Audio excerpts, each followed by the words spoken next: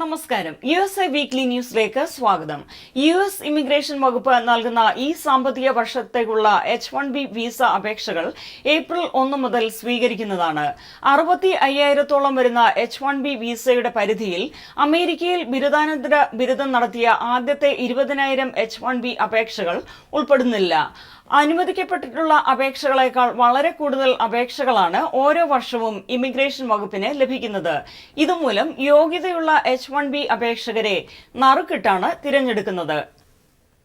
പ്രശസ്തമായ Intel science talent search മത്സരത്തിൽ 1, 2, 3 സ്ഥാനങ്ങൾ ഇന്ത്യൻ വംശജരായ വിദ്യാർത്ഥികൾ സ്വന്തമാക്കി. ഇത്തവണ 1ാം സ്ഥാനം ഇന്ത്യൻ വംശജരായ അമൽ പഞ്ചാബി, മായ വർമ്മ എന്നിവർ പങ്കുവച്ചു. അമൽ പഞ്ചാബി ഗവേഷണ കമ്പനികൾക്ക് ഹൃദയരോഗങ്ങൾക്കും ക്യാൻസറിനും പുതിയ കണ്ടുപിടുത്തങ്ങൾ നടത്തുവാൻ സഹായകരമാകുന്ന സോഫ്റ്റ്വെയർ വികസിപ്പിച്ചെടുത്തതിനും മായ വർമ്മയ്ക്ക് സ്മാർട്ട് ഫോണിൽ കൂടി ലങ് ഫംഗ്ഷൻ അനലൈസർ വികസിപ്പിച്ചെടുത്തതിനുമാണ് 1ാം സമ്മാനം ലഭിച്ചത്. ഫൈനൽ മത്സരത്തിലെ 40 പേരിൽ 14 പേർ ഇന്ത്യൻ വംശജരായ വിദ്യാർത്ഥികളായിരുന്നു. അമേരിക്കയിലെ അംഗീകൃത സർവകലാശാലകളിൽ സയൻസ്, ടെക്നോളജി, എഞ്ചിനീയറിംഗ് എന്നീ വിഷയങ്ങളിൽ ഉന്നത വിദ്യാഭ്യാസം പൂർത്തിയാക്കുന്ന വിദേശ വിദ്യാർത്ഥികൾക്ക് 3 വർഷത്തേക്ക് ഇവിടെ ഓപ്ഷണൽ പ്രാക്ടിക്കൽ ട്രെയിനിംഗ് നടത്തുവാൻ അനുവാദം നൽകുന്നു. OPT പദ്ധതി മെയ് 10 മുതൽ പ്രാബല്യത്തിൽ വരുന്നതാണ്. OPT വിഭാഗത്തിലുള്ള വിദ്യാർത്ഥികൾക്ക് 3 വർഷവും ഈ വിഭാഗത്തിൽ പെടാത്ത വിദ്യാർത്ഥികൾക്ക് 12 മാസവുമാണ് ഇവിടെ താമസിക്കുവാൻ അനുവാദം നൽകുന്നത്. OPT വിദ്യാർത്ഥികൾക്ക് ഇവിടെ ആയിരിക്കുമ്പോൾ തന്നെ H-1B വിസയ്ക്ക് അപേക്ഷിച്ച് ജോലി തുടരുവാനും സാധിക്കുന്നതാണ്. യൂണിവേഴ്സിറ്റി ഓഫ് ജോർജിയയിലെ ഗവേഷകയായ ശാന്ത ഥർ മാരകമായ ഹൃദയാഘാതവും പക്ഷപാതവും തടയുവാൻ സഹായിക്കുന്ന നൂതന സാങ്കേതിക വിദ്യ കണ്ടുപിടിച്ചു. ഇപ്പോൾ മൃഗങ്ങളിൽ നടക്കുന്ന പരീക്ഷണങ്ങളിൽ സിന്തറ്റിക് നാനോ പാർട്ടിക്കിൾ എന്ന കൊഴുപ്പ് രക്തക്കുഴലുകളിൽ ഉണ്ടാകുന്ന പ്ലാക്കുകളെ വളർച്ച കുറയ്ക്കുവാനും ചികിത്സിക്കുവാനും കഴിയുമെന്ന് തെളിയിച്ചു. സിന്തറ്റിക് നാനോ പാർട്ടിക്കിൾ മനുഷ്യ ശരീരത്തിലുള്ള നല്ല കൊളസ്ട്രോളിന്റെ സവിശേഷതയുള്ള കണങ്ങളാണ്. ഈ മരുന്ന് അടുത്ത 2 വർഷങ്ങൾക്കുള്ളിൽ മനുഷ്യരിൽ പരീക്ഷണ അടിസ്ഥാനത്തിൽ ഉപയോഗിക്കുവാൻ സാധിക്കുമെന്ന് ഗവേഷകരായ ശാന്ത ഥർ, ബാബാദോഷ് ബാനിക് എന്നിവർ അറിയിച്ചു. സംസ്ഥാനങ്ങൾ വിവിധ ചെറിയ കുറ്റങ്ങൾക്ക് പിഴ ശിക്ഷിച്ച വ്യക്തികൾക്ക് പിഴ അടയ്ക്കാൻ പണമില്ലാത്തതിന് ജയിൽ ശിക്ഷ നൽകുന്ന പ്രവണതയ്ക്കെതിരെ US ജസ്റ്റിസ് ഡിപ്പാർട്ട്മെന്റ് സംസ്ഥാന കോടതികൾക്ക് മുന്നറിയിപ്പ് നൽകി. സംസ്ഥാനങ്ങൾ പണം സ്വരൂപിക്കുന്നതിനുള്ള മാർഗമായി താരതമ്യേന ചെറിയ കുറ്റങ്ങൾക്ക് പോലും പിഴ ഈടാക്കുന്ന രീതിയെ US ജസ്റ്റിസ് ഡിപ്പാർട്ട്മെന്റ് വിമർശിച്ചു. ഇത്തരം ശിക്ഷാരീതികൾ പൗരന്മാർക്ക്, പ്രത്യേകിച്ച് സാമ്പത്തികമായി പിന്നോക്കം നിൽക്കുന്നവർക്ക് പ്രാദേശിക ഭരണകൂടത്തോടുള്ള കൂറും വിശ്വസ്തതയും ഇല്ലാതാക്കുമെന്നും ഇത്തരം പ്രവർത്തികൾ ഭരണഘടനയ്ക്ക് വിരുദ്ധമാണെന്നും US ജസ്റ്റിസ് ഡിപ്പാർട്ട്മെന്റ് അഭിപ്രായപ്പെട്ടു. കൊതുകുകൾ പരത്തുന്ന മാരകമായ രോഗങ്ങൾ നിയന്ത്രിക്കുന്നതിനും കൊതുകുകളെ നശിപ്പിക്കുന്നതിനുമായി ഗവേഷണശാലയിൽ ജനറ്റിക്കലി ഓൾട്ടേർഡ് കൊതുകുകളെ വികസിപ്പിച്ചെടുത്തു. ഈ പ്രത്യേകതരം കൊതുകുകളെ അമേരിക്കയിൽ തുറന്നുവിടാൻ FDA അനുമതി നൽകി. ഈ കൊതുകുകളുടെ കുഞ്ഞുങ്ങൾ പ്രായപൂർത്തിയാകുന്നതിന് മുൻപ് തന്നെ നശിച്ചു പോകും. ഇങ്ങനെ സിക്ക, ഡെങ്കി എന്നീ രോഗങ്ങൾ പരത്തുന്നത് തടയാൻ സാധിക്കുമെന്ന് കരുതുന്നു. ഇത്തരം കൊതുകുകളെ ബ്രസീൽ, കെയ്മൻ ദ്വീപുകൾ തുടങ്ങിയ സ്ഥലങ്ങളിൽ ഉപയോഗിച്ചു വരുന്നു. ഓക്സിടെക് എന്ന ബ്രിട്ടീഷ് കമ്പനിയാണ് ജനറ്റിക്കലി ഓൾട്ടേർഡ് കൊതുകുകളെ ആദ്യമായി വികസിപ്പിച്ചെടുത്തത്. കെന്റക്കി ലെക്സിംഗ്ടൺ സിറ്റിയിലെ പ്രാദേശിക തിരഞ്ഞെടുപ്പിൽ ഇന്ത്യൻ വംശജരായ 8 പേർ മത്സരിച്ചതിൽ 7 പേരും വിജയിക്കുകയുണ്ടായി. ഇതോടെ ഇവിടെയുള്ള ഗവൺമെന്റ് തലത്തിൽ തിരഞ്ഞെടുക്കപ്പെട്ട ഇന്ത്യൻ വംശജരുടെ എണ്ണം 12 ആയതായി ന്യൂ ഇംഗ്ലണ്ട് ന്യൂസ് റിപ്പോർട്ട് ചെയ്യുന്നു. പ്രാദേശിക ഇലക്ഷനിൽ വിജയിച്ചവർ ഷർമിള മെഡ്ഗർ, അനൂപ് ഗാർഗ്, പാം ജോഷി, റീത പാണ്ഡെ, അനിൽ ആർജുഹ, വികാസ് കിങ്കർ, നിർമ്മല ഗരിമല്ല എന്നിവരാണ്. മെറിലൻഡ് സൗത്ത് ഏഷ്യൻ ഡെലിഗേറ്റ്സിന്റെ നേതൃത്വത്തിൽ ആദ്യത്തെ south Asian American legislative night സംഘടിപ്പിക്കുകയുണ്ടായി. Maryland general assembly chairman Kumar Barve, delegate Aruna Miller, doctor Jay ജെൽസി എന്നിവരാണ് ഈ പരിപാടി സംഘടിപ്പിച്ചത്. ഇന്ത്യൻ അംബാസിഡർ അരുൺ സിംഗിനെ കൂടാതെ നേപ്പാൾ എംബസി പ്രതിനിധികളും ഈ പരിപാടിയിൽ പങ്കെടുത്തു. ചടങ്ങിൽ ഇന്ത്യൻ അമേരിക്കൻ സമൂഹത്തിലെ പ്രമുഖ വ്യക്തികളെ ആദരിക്കുകയുണ്ടായി. India press club of north അമേരിക്കയുടെയും IPCNA ന്യൂയോർക്ക് ചാപ്റ്ററിന്റെയും പ്രവർത്തന ഉദ്ഘാടനം സംയുക്തമായി നടത്തപ്പെട്ടു. ഫ്ലോറൽ പാർക്കിലുള്ള ടൈസൺ സെന്ററിൽ വെച്ച് നടന്ന സമ്മേളനത്തിൽ India abroad deputy managing editor P Rajendran, reverend father Chiramel എന്നിവർ മുഖ്യ അതിഥികളായിരുന്നു. IPCNA നാഷണൽ പ്രസിഡന്റ് ശിവൻ മുഖമ്മ ആമുഖ പ്രസംഗം നടത്തി. IPCNA നാഷണൽ ട്രഷറർ ജോസ് കടാപ്പുഴം, national vice president Raju Pallath തുടങ്ങിയവർ സമ്മേളനത്തിന് നേതൃത്വം നൽകി. സെക്രട്ടറി ജോർജ് കാക്കനാട് സ്വാഗതം പറഞ്ഞു. രാജു പള്ളത്ത് ഡിബേറ്റിന് നേതൃത്വം നൽകി. അമേരിക്കയിലെ നിരവധി സാമൂഹ്യ സാംസ്കാരിക നേതാക്കൾ ഈ സമ്മേളനത്തിൽ പങ്കെടുക്കുകയുണ്ടായി. ഞങ്ങൾക്ക് ഇന്ന് ന്യൂയോർക്കിലും ഫിലഡൽഫിയയിലും ഓക്ലഹോമയിലും ഡാളസിലും ഹ്യൂസ്റ്റണിലും കാലിഫോർണിയയിലും ഫ്ലോറിഡയിലും എല്ലാം വളരെ ശക്തരായ ആൾക്കാരുടെ നേതൃത്വത്തിൽ ചാപ്റ്ററുകൾ പ്രവർത്തിക്കുന്നു. ഇതിലെല്ലാം ഏറ്റവും ഞങ്ങൾ അഭിമാനം കൊള്ളുന്ന, ഇതിലെല്ലാം ഏറ്റവും ശക്തരായ മാധ്യമ പ്രവർത്തകർ അല്ലെങ്കിൽ പരിചയസമ്പന്നരായ മാധ്യമ പ്രവർത്തകരുടെ ഒരു കൂട്ടായ്മയാണ് ന്യൂയോർക്കിലെ ഇന്ത്യ പ്രസ് ക്ലബ്ബ് ചാപ്റ്റർ. ഇതിന്റെ പിന്നിൽ പ്രവർത്തിച്ച ആൾക്കാരാണ് നമ്മുടെ പ്രിയപ്പെട്ട ജോസ് കടാപ്പുറവും മധു കൂട്ടാരക്കരയും രാജു പഴുത്തും കൃഷ്ണൻ കിഷോറും സണ്ണിയുമൊക്കെ. ഇവരോട് ഞങ്ങളുടെ India press club of north അമേരിക്കയുടെ പ്രത്യേകം നന്ദി ഈ അവസരത്തിൽ ഞാൻ രേഖപ്പെടുത്തുകയാണ്. നമ്മുടെ ഒരു സന്തോഷത്തിന്റെ ഒരു കൂട്ടായ്മയാണ് നമ്മുടെ സംഘടന. നമ്മുടെ മലയാളി സമൂഹത്തിന്റെ സാംസ്കാരികപരമായ വളർച്ച, നമുക്ക് അത് മാത്രമേ മലയാളി സമൂഹത്തിന് നമുക്ക് ചെയ്യാൻ പറ്റത്തുള്ളൂ. ഹോമയാണെങ്കിലും ഒക്കാനയാണെങ്കിലും മറ്റ് മറ്റ് സംഘടനകളുടെ സാംസ്കാരിക നേതാക്കൾ ആണെങ്കിലും നമുക്ക് ഒരുമിച്ച് നിന്ന് നമ്മുടെ മലയാളി സമൂഹത്തിന്റെ സാംസ്കാരികപരമായ വളർച്ചയ്ക്ക് നമുക്ക് ഒരുമിച്ച് നിൽക്കാം എന്ന് പറഞ്ഞുകൊണ്ട് നിങ്ങൾക്ക് എല്ലാവർക്കും എല്ലാവിധമായ ആശംസകളും.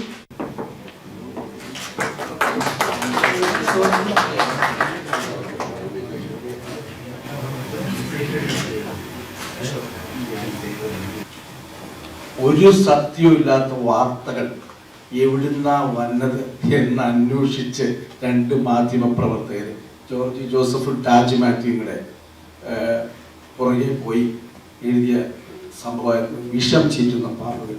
അമേരിക്കൻ മലയാളികളുടെ ഇടയിൽ ആരും പ്രതീക്ഷിക്കാത്ത ചില തെറ്റായ വാർത്തകൾ അങ്ങ് പ്രചരിച്ചു. ഈ ഗോസിപ്പ് വരണേന്ന് അന്വേഷിച്ച് അന്ന് ഞാനും വായിക്കാനിടയായി. നമുക്ക് പറയാൻ ബുദ്ധിമുട്ടുണ്ട്. നമ്മളുടെ ദേവാലയങ്ങളുടെ കുർബാന കഴിഞ്ഞുള്ള ഉച്ച സംഭാഷണങ്ങൾക്കിടയിൽ ആയിരുന്നു അവിടുന്ന് തുടക്കം.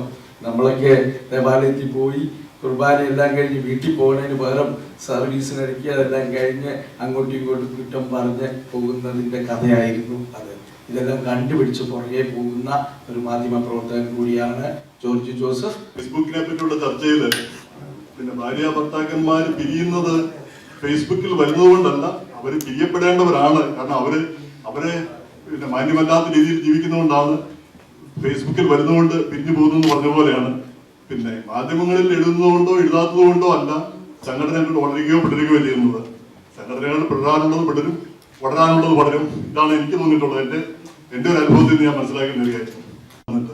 പക്ഷെ ഈ കാര്യമൊന്നും നമ്മുടെ മീഡിയയിൽ അത്യാവശ്യം ഞാൻ അന്തർജനമൊക്കെ എഴുതുന്നതല്ലാതെ ഇതൊന്നും നമ്മുടെ സമൂഹത്തിലോ പിന്നെ മാധ്യമങ്ങളിലൊന്നും ശ്രദ്ധിക്കപ്പെടുകയോ പിന്നെ ആളുകൾ അറിയുകയോ അതിനെതിരെ പ്രതികരിക്കാൻ കഴിയുകയോ ചെയ്യുന്നില്ല. അതിന് പ്രതികരിക്കാൻ കഴിയാത്തതിന്റെ ഒരു പ്രധാന കാരണം നമ്മളിപ്പോ ഇവിടെ മലയാളികൾ ഇരിക്കുന്നു. ഇതുപോലെ പിന്നെ ഹിന്ദിക്കാരും തമിഴിലും തെലുങ്കിലും ബംഗാളികളും എല്ലാം വ്യത്യസ്ത സ്ഥലങ്ങളിൽ ഇരിക്കുന്നു. അവര് ഹിന്ദുവായും മുസ്ലിമായിട്ടും പിന്നെ ക്രിസ്ത്യാനിയുമായിട്ടും ഓരോ തരത്തിലൂടെ പിന്നെയും ഫ്രാഗ്മെന്റഡ് ആയിരിക്കുന്നു.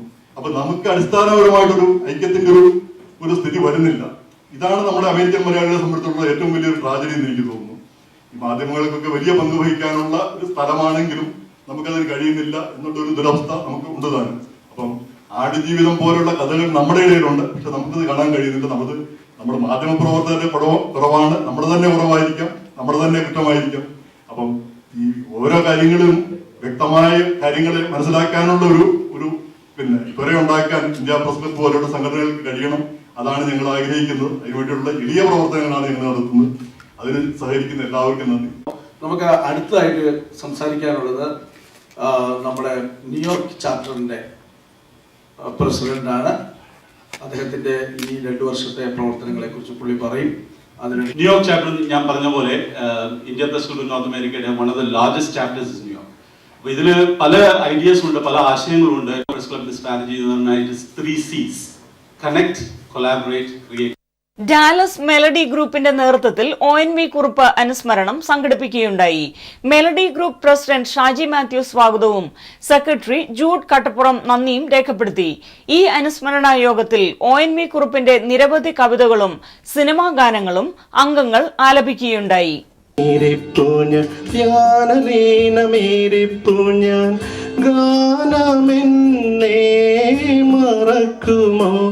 എന്റെ ഗാനമെന്നിൽ മരിക്കുമോ?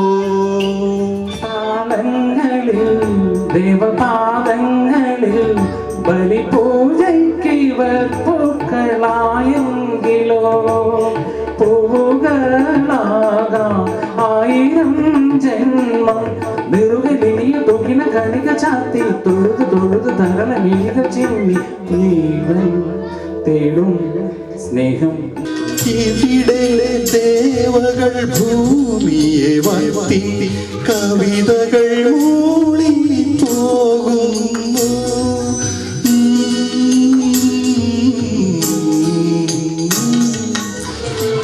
തലയ്ക്കുമീതെ ശൂന്യാകാശം താഴെ മരുഭൂമി ചെയ്യും വേഴാമ്പൽ ഞാൻ ദാഹജലം തരുമോ? മഞ്ഞപ്രസാദവും നെറ്റിയിൽ ചാർത്തി മഞ്ഞക്കുറി മുറ്റു ചുറ്റി എന്നെ മുറ്റത്ത് നല്ലോണം പൂവേലി വന്നു ചിരി തൂകി നിന്നു വന്നു ചിരി തൂകി നിന്നു.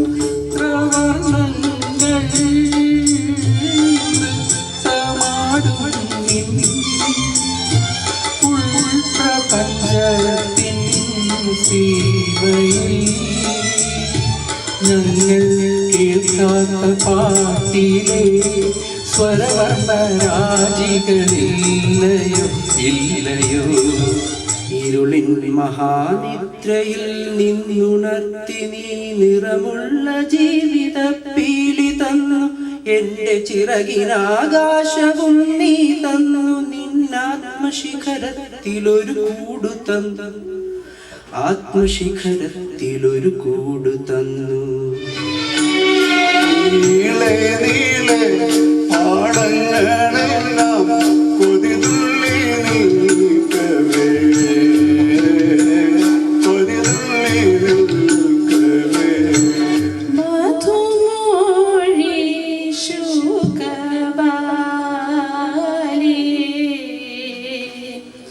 ചൊൽകിൻ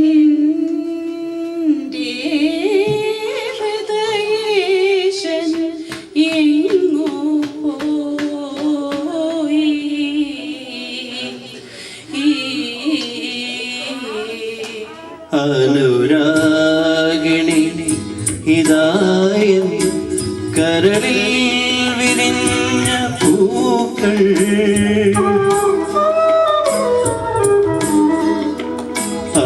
അനുരാഗിണി ഇതായ കരളിൽ വിരിഞ്ഞ പൂക്കൾ ഒരു രാഗമാലയായി ഇത് നിന്റെ ജീവനിൽ അണിയൂ അണിയൂ അഭിലാഷ പൂർണിമേ. പാട്ടിൽ ഈ പാട്ടിൽ ഇനിയും നീ ഉണരില്ലേ ഒരു രാപ്പാടി പാടും ഈണം കേട്ടതില്ലേ പനിനീർ പൂക്കൾ ചാടി ദൂരെ ദൂരെ പാടും മാനം പാടി ഒരു ഒരു കാടും തേങ്ങി കേൾക്കുന്നില്ലേ പാടി പാടി പാടി പോകും മാനം പാടി താഴെ താഴെ താഴെ കാട്ടിൽ കൂടുന്നില്ല. ഉണർത്തിയ സാമഗീതമേ സാമസംഗീതമേ സാഗരങ്ങളെ പാടി പാടി ഉണർത്തിയ സാമഗീതം. ക്രിസ്ത്യാനികള് ദുഃഖവെള്ളിയാഴ്ചയിലെ ആരാധനയില് അനുസ്മരിക്കാറുള്ള, ധ്യാനിക്കാറുള്ള ക്രിസ്തുവിൻ്റെ കുരിശിലെ ഒരു വചനമുണ്ട്. പിതാവേ, ഇവർ ചെയ്യുന്നതെന്തറിയാകയാൽ ഇവരോട് ക്ഷമിക്കണമേ എന്ന്. തന്നെ കുരിശിൽ തറച്ച് കയ്യിലും കാലിലും ആണി തറച്ച, ശിരസിൽ മുൾക്കിരീടം അണിയിച്ച, തന്റെ മുഖത്തു തുപ്പിയ ആ പടയാളികൾക്ക് വേണ്ടിയാണ് ക്രിസ്തു പ്രാർത്ഥിക്കുന്നത്.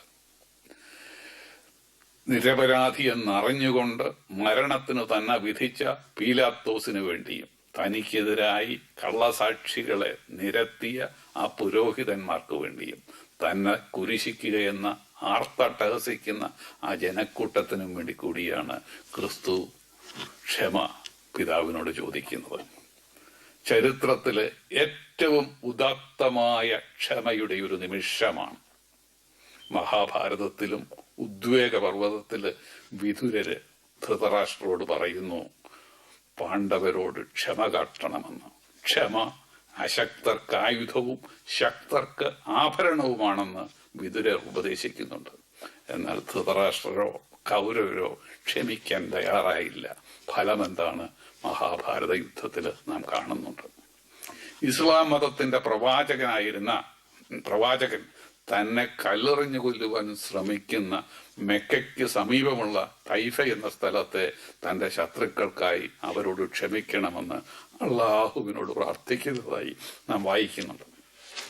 എല്ലാ മതങ്ങളുടെയും അടിസ്ഥാന പ്രമാണമാണ് ക്രോധം ഉപയോഗിച്ച് ക്ഷമിക്കുക എന്നത്. ക്ഷമിക്കണം എന്ന് ഞാൻ മതപ്രഭാഷണത്തിനൊന്നും തുനിയുകയല്ല. വൈദ്യശാസ്ത്ര വിഷയം തന്നെയാണ് എൻ്റെ വിഷയം. Importance of forgiveness in the health and the dangers of anger and resentment for our health. ഇവിടെ ചിക്കാഗോയ്ക്ക് സമീപമുള്ള വിസ്കോൺസിൻ മെഡിക്കൽ കോളേജിൽ നിന്ന് പുറത്തു വന്ന chronic anger and it's dangers for health എന്ന ഗവേഷണ പഠനം വായിച്ചതാണ് ഇതിനെപ്പറ്റി പറയുവാൻ ഇന്ന് പ്രേരിപ്പിച്ചത്. High blood pressure, heart attacks, migraine headaches, anxiety, depression തുടങ്ങിയ അനേകം രോഗങ്ങൾ ക്ഷമിക്കാതെ ക്രോധം മനസ്സിൽ കൊണ്ടു നടക്കുന്നവരിൽ കൂടുതലായി കാണുന്നുവെന്ന് ഈ പഠനം പറയുന്നു. വിശ്വപ്രസിദ്ധമായ ക്ലീവ്ലൻഡ് ക്ലിനിക്കിലെ ഹൃദ്രോഗ വിഭാഗത്തിൽ നിന്നുള്ള മറ്റൊരു പഠനത്തിൽ പറയുന്നു, കോപം തുടർച്ചയായി മനസ്സിൽ വെച്ചുകൊണ്ട് നടക്കുന്നവരിൽ എഡ്രിനലിൻ, കോർട്ടിസോൺ എന്നീ ഹാർമോൺസ് കൂടിയിരിക്കുന്നു. തുടർച്ചയായി കൂടിയിരിക്കുന്ന ഈ ഹാർമോൺസ് ശരീരത്തിന് ടോക്സിക്കാണ്. ഇവ ഹൃദ്രോഗത്തിന് കാരണമായി തീരുന്നു. രക്തധമനികളിലെ അഥെറോസ്ക്ലീറോസിസ് ഇത് വേഗത്തിലാക്കുന്നുവെന്ന്. ക്രോണിക് ആംഗർ ആൻഡ് റിസന്റ്മെന്റ് മനസ്സിൽ സൂക്ഷിച്ചു വെക്കുന്നവര് ഹൃദ്രോഗം 18% കൂടിയിരിക്കുന്നു. ഹൃദ്രോഗികളായിരുന്നവരിൽ അവർ ക്രോണിക് ആംഗറും റിസന്റ്മെന്റും ഉണ്ടെങ്കിൽ ഹാർട്ട് അറ്റാക്ക് മൂലമുള്ള മരണം 24% കൂടിയിരിക്കുന്നുവെന്ന് ക്ലീവ്ലൻഡ് ക്ലിനിക്കിൽ നിന്നുള്ള പഠനത്തിൽ പറയുന്നു. ഹാർവർഡ് മെഡിക്കൽ സ്കൂളിൽ നിന്നുള്ള ഒരു മറ്റൊരു പഠനത്തിൽ പറയുന്നു, ക്ഷമിക്കാതെ ക്രോധം മനസ്സിൽ വെച്ചുകൊണ്ട് നടക്കുന്നവരിൽ അവരുടെ ഇമ്മ്യൂൺ സിസ്റ്റം വേണ്ട വിധത്തിൽ പ്രവർത്തിക്കുന്നില്ല എന്ന്. ഇങ്ങനെയെല്ലാമുള്ള 28 ഗവേഷണ പഠനങ്ങളെ ക്രോഡീകരിച്ചുകൊണ്ട് ജേർണൽ ഓഫ് അമേരിക്കൻ കാർഡിയോളജി എഴുതി ഹൃദ്രോഗത്തിന് പ്രതിരോധത്തിനായി ഹൈ ബ്ലഡ് പ്രഷർ കുറയ്ക്കണം, കൊളസ്ട്രോൾ കുറയ്ക്കണം, എക്സസൈസ് ചെയ്യണം, സ്മോക്കിംഗ് പാടില്ല എന്നൊക്കെ പറയുന്നത് പോലെ മനസ്സിലെ കോപവും ക്രോധവും ഒഴിച്ചു മാറ്റണം. പലരും പറയാറുണ്ട്, എനിക്ക് ക്ഷമിക്കാൻ പക്ഷെ മറക്കാൻ പറ്റുകയില്ല എന്ന്. സൗത്ത് ആഫ്രിക്കയുടെ രാഷ്ട്രപിതാവും മുൻ പ്രസിഡന്റുമായിരുന്ന നെൽസൺ മാൻഡെല്ല അദ്ദേഹത്തോട് ഒരു ടെലിവിഷനിൽ ചോദിച്ചത് ഞാൻ ഓർക്കുന്നു. അദ്ദേഹം ചോദിച്ചു, അദ്ദേഹത്തെ 26 വർഷം ജയിലിൽ സൂക്ഷിച്ച അദ്ദേഹത്തിന്റെ വെള്ളക്കാരായ മുൻ മേധാവികളോട് ക്ഷമിക്കുവാൻ അദ്ദേഹത്തിന് സാധിക്കുമോ എന്ന്. അദ്ദേഹം പറഞ്ഞു, ഞാൻ എന്നേ അവരോട് ക്ഷമിച്ചു കഴിഞ്ഞിരിക്കുന്നു. ക്ഷമിക്കാതിരുന്നാൽ ജീവിതാന്ത്യം വരെ സൗത്ത് ആഫ്രിക്കയുടെ പ്രസിഡന്റായി ഞാൻ തുടർന്നാലും മാനസികമായി ഞാൻ വെള്ളക്കാരുടെ ജയിലിലായിരിക്കും കഴിയുന്നതെന്ന്. വർഷങ്ങൾക്ക് മുമ്പ് ആദരണീയനായ കേരളത്തിന്റെ മുഖ്യമന്ത്രി നയനാര് ഒരിക്കൽ കണ്ടപ്പോൾ അദ്ദേഹം അന്ന് കഴിച്ചുകൊണ്ടിരുന്ന മരുന്നുകളുടെ ഒരു വലിയ ലിസ്റ്റ് എന്നെ കാണിച്ചു. അദ്ദേഹം അദ്ദേഹത്തിന്റെ രോഗവും അദ്ദേഹത്തിന്റെ പ്രായവുമുള്ള അമേരിക്കയിലെ രോഗികളും ഇതേ മരുന്നുകളാണ് കഴിക്കുന്നത്. എന്നാൽ അവർ കഴിക്കുന്നത് പോലെ സ്ലീപ്പിംഗ് പിൽസ് മാത്രം അദ്ദേഹത്തിന് കഴിക്കണ്ടല്ലോ എന്ന് ഞാൻ പറഞ്ഞപ്പോൾ നയനാർ അല്പം ചിരിച്ചുകൊണ്ട് പറഞ്ഞു, എനിക്ക് വ്യക്തിപരമായി ആരോടും ശത്രുതയില്ല, എന്നോടും ആർക്കും വ്യക്തിപരമായി ശത്രുതയുണ്ടെന്ന് തോന്നുന്നില്ല, അതുകൊണ്ട് ഞാൻ കാട്ടിൽ കിടന്നാലുടനെ കൂർക്കം വലിച്ചുറങ്ങാൻ തുടങ്ങുന്നത്. തന്റെ ഏറ്റവും വലിയ രാഷ്ട്രീയ പ്രതിയോഗിയായിരുന്ന ലീഡർ കെ കരുണാകരനെ പോലും വ്യക്തിപരമായി ഉറ്റ സ്നേഹിതനായി കരുതിയ നയനാർക്ക് മാത്രമേ ഇത് പറയുവാൻ സാധിക്കുകയുള്ളൂ. കഠിനമായ തപസ്സും ബ്രഹ്മചര്യവും അനുഷ്ഠിച്ചിരുന്ന ഒരു സന്യാസിയുടെ കഥ കേട്ടിട്ടുണ്ട്. കഠിന തപസ് ആയിരുന്നതിനാൽ സ്ത്രീകളെ കാണുകയോ അവരോട് വർത്താനം പറയുന്നതിനോ ഈ തപസ്സിന്റെ കാലയളവിൽ അനുവാദമില്ലായിരുന്നു. ഒരു ദിവസം അദ്ദേഹം ശിഷ്യന്മാരുമായി നടന്നു പോകുമ്പോൾ ഒരു സ്ത്രീ നദിയിൽ മുങ്ങി മരിക്കാൻ പോകുന്നത് കണ്ടു. സന്യാസി പെട്ടെന്ന് നദിയിൽ എടുത്തു ചാടി സ്ത്രീയെ തലയിൽ കയറ്റി കരയിൽ കൊണ്ടുവന്ന് രക്ഷിച്ചു.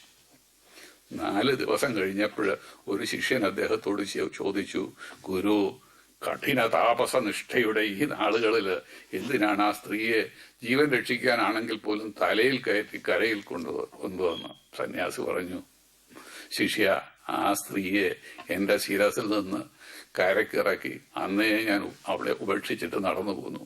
നീ ഇന്നും ആ സ്ത്രീയെ ഇപ്പോഴും നിന്റെ തലയിൽ കൊണ്ടു നടക്കുന്നു, അതെന്തിനാണെന്ന് ചോദിച്ചു. മറ്റൊരു അനുഭവം കൂടി പറയാം. എൻ്റെ ഐറിഷ് വംശജനായ അമേരിക്കയിലെ ഒരു രോഗി പല മരുന്നുകൾ നൽകിയിട്ടും അയാളുടെ ബ്ലഡ് പ്രഷർ ശരിക്കും നേരെ ഇങ്ങോട്ട് താഴോട്ട് വരുന്നില്ല. സംസാരിച്ചപ്പോൾ അയാൾ പറഞ്ഞു, എൻ്റെ ജീവിതത്തിൽ കുഴപ്പമൊന്നുമില്ല, പണം ധാരാളമുണ്ട്, കുട്ടികളൊക്കെ നല്ല നിലയിലാണ്, എങ്കിലും 15 വർഷം മുമ്പ് തൻ്റെ ഭാര്യ തന്നെ ഉപേക്ഷിച്ച് തന്നേക്കാൾ 10 വയസ്സ് കുറഞ്ഞ മറ്റൊരാളുടെ കൂടെ പോയി. പിന്നീട് ഞാനും ആ എക്സ് വൈഫും വിവാഹം നടക്കുകയും ചെയ്തു. എങ്കിലും ഇന്നും തന്റെ പഴയ ഭാര്യയോട് തനിക്ക് ക്ഷമിക്കുവാൻ സാധിക്കുന്നില്ല എന്ന് പറഞ്ഞു. വളരെ പരിചയമുള്ള രോഗിയായിരുന്ന ഞാൻ അയാളോട് പറഞ്ഞു, തങ്ങളുടെ പഴയ ഭാര്യ നിങ്ങളെക്കാൾ ചെറുപ്പക്കാരനായ ആ ഭർത്താവ് ഒത്തിച്ച് എവിടോ സസന്തോഷം ജീവിക്കുന്നുണ്ടായിരിക്കും. അവർ ഒരിക്കലും നിങ്ങളെപ്പറ്റി ചിന്തിക്കുന്നുമുണ്ടാകുകയില്ല. എങ്കിലും നിങ്ങൾ ഇപ്പോഴും നിങ്ങളുടെ തലയിൽ കുറച്ച് സ്ഥലം റെന്റ് ഫ്രീ ആയിട്ട് നിങ്ങളുടെ എക്സ് വൈഫിന് നൽകിയിരിക്കുന്നു. അതുതന്നെയാകും ഒരുപക്ഷെ നിങ്ങളുടെ ബ്ലഡ് പ്രഷർ കൂടിയിരിക്കുന്നതിന് കാരണമെന്ന്. ഹെൽത്ത് ബെനിഫിറ്റ്സ് ഓഫ് ഫോർഗീവ്നെസ്സിനെ പറ്റി പറയുമ്പോൾ പ്രധാനമായ മറ്റൊന്നുണ്ട്. നാം നമ്മോട് തന്നെ ക്ഷമിക്കുവാൻ തയ്യാറായിരിക്കണം. നമ്മുടെ പഴയ തെറ്റുകളെപ്പറ്റിയും നമ്മുടെ പഴയ പരാജയങ്ങളെപ്പറ്റിയും നമ്മൾ കാണിച്ചിട്ടുള്ള മറ്റനേകം വിഭ്രംശങ്ങളെപ്പറ്റിയും ഓർത്ത് വിഷമിക്കാതെ നമ്മളോട് തന്നെ we have to forgive ourselves. Saint അഗസ്റ്റിന്റെ കാലം മുതൽക്കെങ്കിലും, അതായത് 400 AD മുതൽക്കെങ്കിലും ക്രൈസ്തവ സഭകളിൽ പല രൂപത്തിൽ ആവർത്തിക്കപ്പെടുന്ന ഒരു പ്രാർത്ഥനയുണ്ട്. പ്രയർ ഓഫ് സെറനിറ്റി എന്നാണ് ഇത്.